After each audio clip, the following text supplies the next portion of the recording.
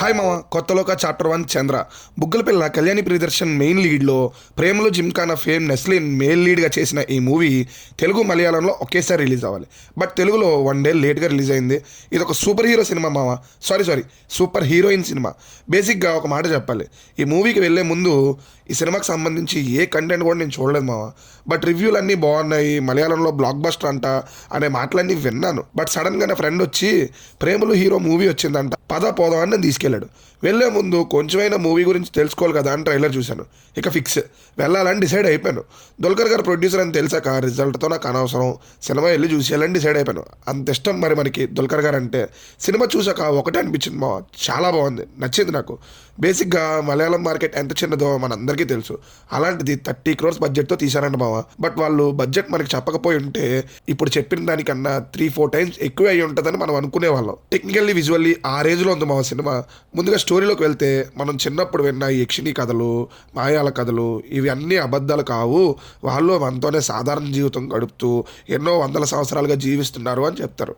అలానే జీవిస్తున్న నిలా అనే అమ్మాయి జీవితంలోకి నస్లీన్ గారు ఎంటర్ అవుతారు. అతను వచ్చాక నిలా లైఫ్ ఎలా మారింది, ఆమె బ్యాక్ స్టోరీ ఏంటి, ఆమె మాత్రమే కాక ఎంతమంది ఇలాంటి వాళ్ళు ఉన్నారు, నిలాకి నస్లీన్కి ఏంటి సంబంధం అనేది రిమైనింగ్ స్టోరీ. ప్లస్ పాయింట్స్లోకి వెళ్తే, ముందుగా మనకి ఒక సినిమా నచ్చాలి అంటే అది థియేటర్లో కూర్చున్నంతసేపు మనల్ని ఎంగేజ్ చేసి మంచి సినిమా చూసారా అనే ఫీలింగ్ కలిగించేలా చేయాలి. ఈ సినిమాకి అది జరిగింది మావా. సినిమా లెంతీగా ఉంది బట్ బోర్ కొట్టించదు.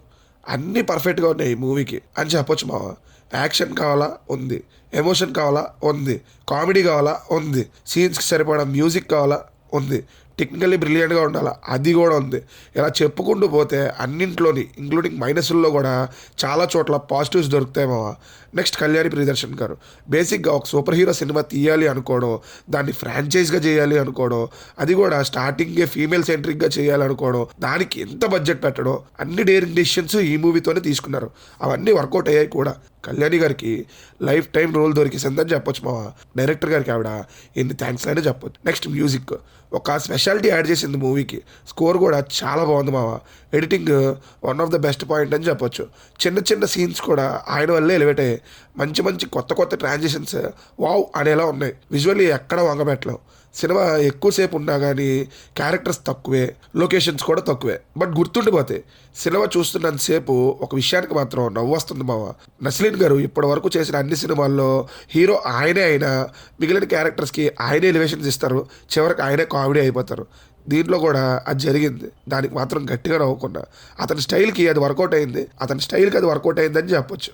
డైరెక్టర్ గారు 100% ఆయన వర్క్ని ఆన్ డాట్ చేశారు మావ. ఇక డీక్యూ గారు ప్రొడక్షన్ వాల్యూస్ మలయాళం సినిమాని నెక్స్ట్ లెవెల్కి తీసుకెళ్లేలా ఉండాలి అని డిసైడ్ అయినట్టున్నారు. ఆ స్క్రీన్ పై కనిపిస్తుంది. నెక్స్ట్ క్యామియోస్ అవి బాగా వర్కౌట్ అయ్యాయి మావ. ఎంటైటిల్స్ తర్వాత ఒక క్యామియో ఉంటుంది, సూపర్ సెట్ అయింది. బయటకు వెళ్తూ పాజిటివ్ నోట్లో ఉండేలా ఉంటుంది ఆ క్యామియో.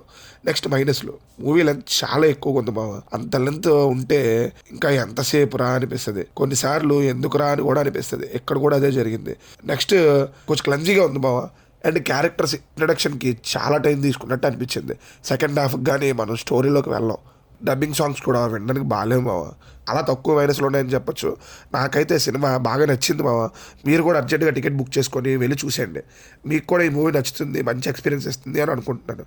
మళ్ళీ ఇంకో మూవీ రివ్యూతో మళ్ళీ కలుద్దాం. బాయ్ మావ.